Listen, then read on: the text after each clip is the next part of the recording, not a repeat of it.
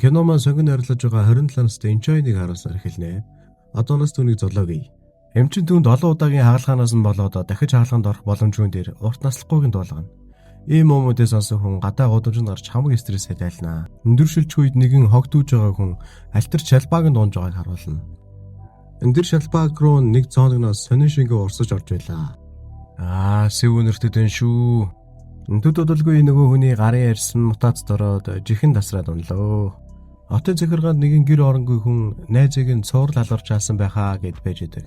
Гэтэл гаднаас нэг хүн орж ирэхэд тэнд байсан ажилчид бүгд түүнээс зайлсхийгээстэй. Энэ дээрээс нь жиирхээстэй.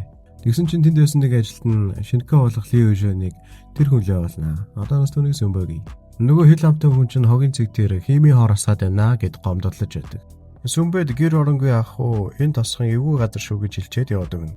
Ахуйг сууж байтал нэг шашныг бүлгэн мэрсэн танилцуулга гоцогн. Тэрийг нь өөдөөс нь шийдэл тэр авийн бүх юм дээш нисчмэсэл. Үүний ард нэг юудэнтэй залуу байж байна.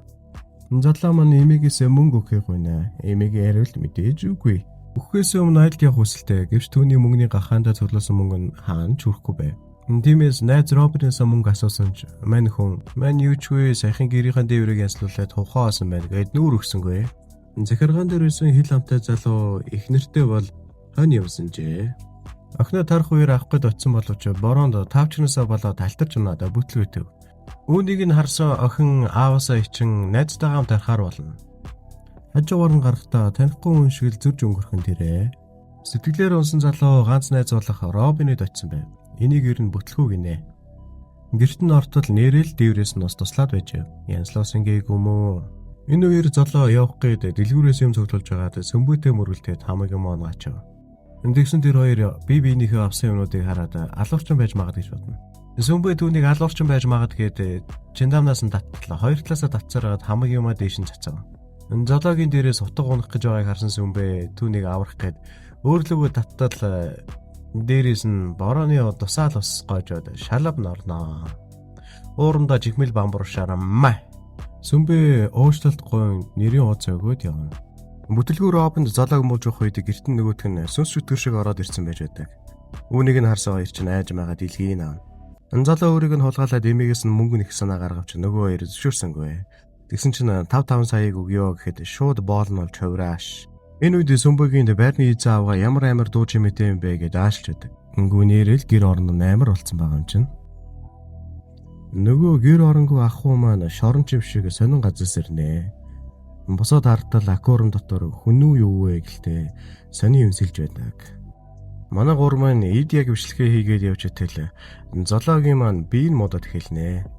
Тэгээд газар дээрээ чад. Бүх юм төлөвснийх нь эсрэг болж хөрж байгаа юм да ингээд. Үүнийг харсан нөгөө хоёр ч бүр шок. Хоёр биелүүгээ гайхаастай. Тэгээд энийг цээжин дээр нь дарж үсхийн өгсөн үнийг амьдруулах гэдэг юмаа. Уул нь энэ бүх санаа зоологийн өөрийнх нь санаа байсан. Нөгөө хоёр чинь биеийг нь хогийн цаг дээр хаях гээд явж байна. Яг хаях гээд байжсэн чинь нэг хүн гараад ирнэ. Тэр нь манай Сүмбэ. Тэгээд гайхаад очтол нөгөө хоёр чинь айснасаа болоо сандарч байгаад доош нь тэрхтээ нөмхрүүлчихнэ. Үнэн бүтлгүй хоёр энэ хоёр нэрээ. Сүмбэдэг гайхаад энэ доошоо сая юу ончуу гэсэн чинь бүтлгүй. Энэ бүхэн Сүмбэд их л сэждээ санагдаад харна доош уралдаад бунаа. Тэгээд очоод харсан чинь өдөр таарсан золоо нь аль хэдийн талигааж болсон шалбаагийн дунд хэвтэж байдаг үсттэй. Нөгөө хоёр чинь энэ бүхэн санаандгүй болсон юм аа. Бит хоёрт итгэлтэй, бит хоёр алаагүй гэд уйлаад байж идэг. Тэгсэн Сүмбэ шууд цагдаараа залхтал нөгөө цагдаа тэр доор нь хүрээд ирнэ үсттэй бас.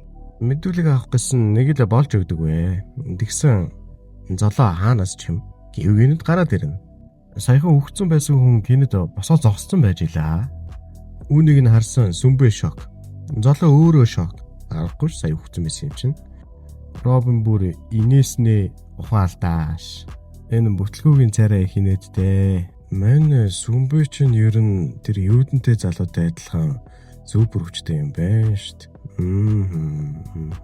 Энэдми супер хүчтэй киноны эхний анги энэ түрээд дуслаа. Дараагийн ангиар уулзлаа. Түр бай.